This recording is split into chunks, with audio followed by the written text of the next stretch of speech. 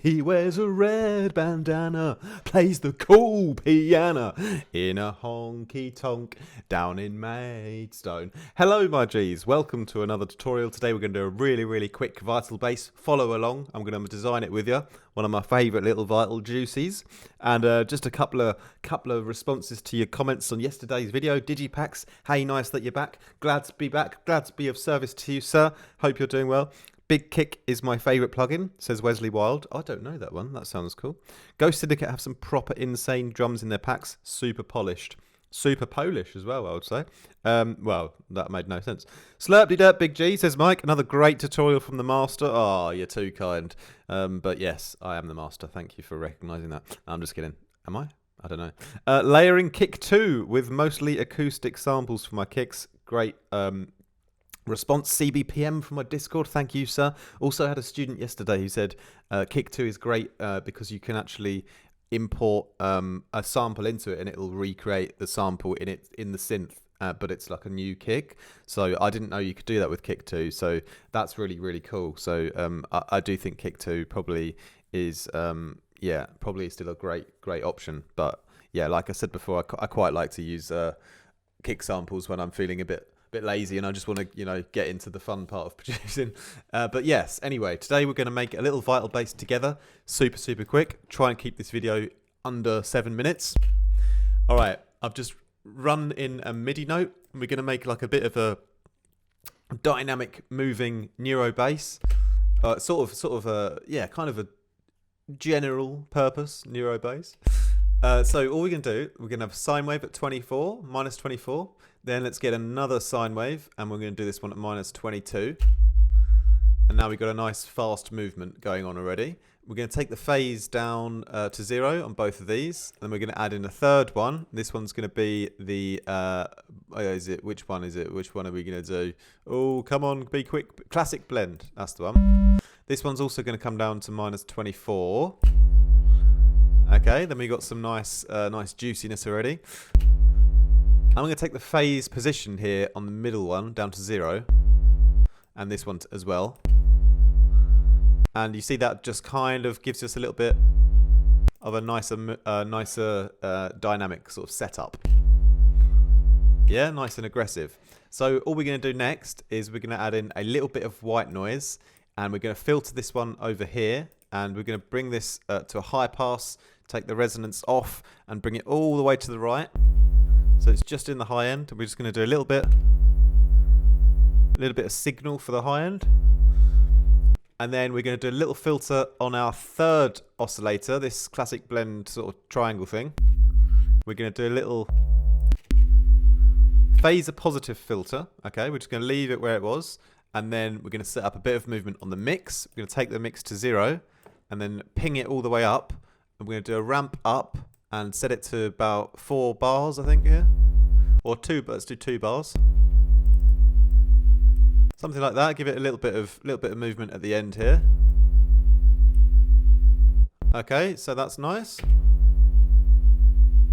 So it will sort of, the sound sort of changes a little bit as the note is held. So we're going to put some like life and movement into the sound as the note's held down for longer.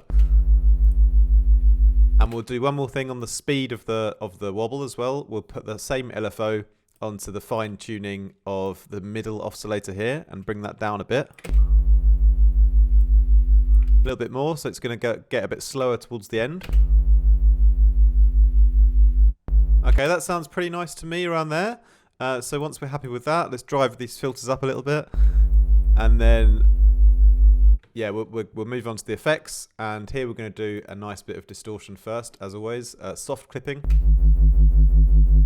about 5 dB. That sounds lovely around there. A little bit of chorus. All we're going to do is tweak the delays until we find a nice mix here.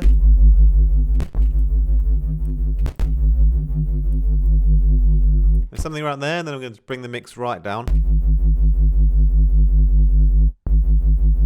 Just a little bit of extra stereo interest. Then the compressor is going to really bring out the high end, and especially that little white noise. You're going to hear that a lot more here now.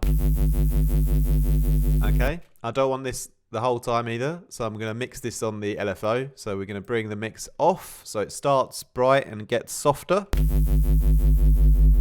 And we're going to do the same thing here on the release as well.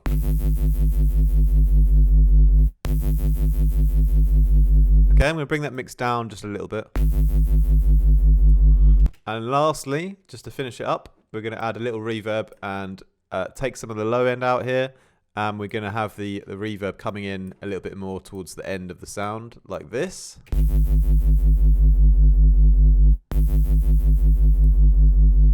And there we have it, a sort of dynamically general purpose Neurofunk bass made in a matter of minutes, just with sine waves and a little cheeky triangle, paying attention to the phase position and the detuning to create the movement, and a nice little bit of filtering and distortion to create a nice little tone.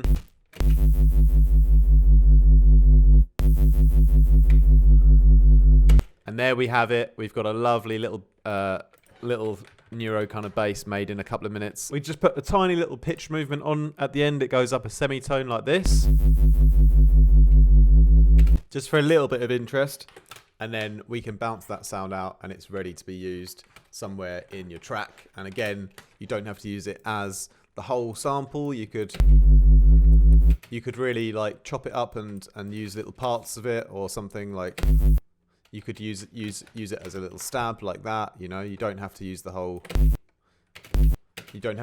file, but the idea is that we make a nice file with a bit of movement and interest, and then you can pick it apart and hopefully that'll fit in one of your tracks. And how easy was that to make in a couple of minutes? Thank you for watching, my G's. Hope you have a lovely day today. So how are you guys getting on with your bass design at the moment? Are you guys still using Vital? Are you moving on to Phase Plant? Are you sticking with something else like Serum or Massive? Or what are you trying to use Current? Or what's the word on the street these days? I'm still Vital and Phase Plant heavy at the moment.